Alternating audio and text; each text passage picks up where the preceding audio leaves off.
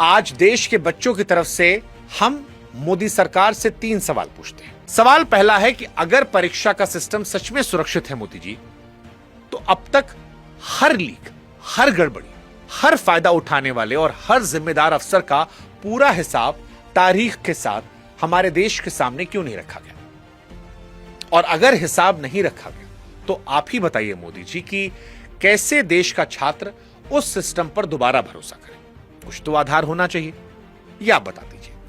दूसरा सवाल जो हमारा प्रधानमंत्री नरेंद्र मोदी जी से है वो ये है कि जवाब मांगने वाले छात्रों पर लाठी 24 घंटे में चल गई, लेकिन जिनकी गलती से पेपर लीक हुआ उन पर कार्रवाई इतनी तेज और इतनी ही तीव्रता से क्यों नहीं दिखी? सजा की रफ्तार सवाल पूछने वालों के लिए, गलती करने वालों की दूसरी। इसी में एक सवाल और ऐड कर दे रहे हैं। राहुल गांधी प्रोटेस्ट करने आपके घर के बाहर गए तो आपके मंत्री राहुल गांधी जी के पास पहुंच गए, लेकिन छात्र 20-21 दिनों से प्रोटेस्ट कर रहा है, आप सोनम वांगचुक को उठा सकते हैं, आपके मंत्री मिल क्यों नहीं सकते थे?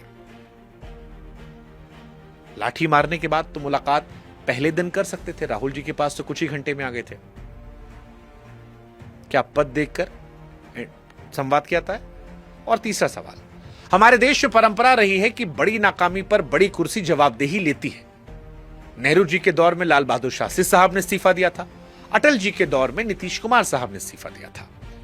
ऐसे में देश की सबसे बड़ी मेडिकल परीक्षा की साख पर हफ्तों से सवाल उठ रहे, छात्र सड़क पर हैं, तो जवाबदेही की वो परंपरा इस बार कहां है?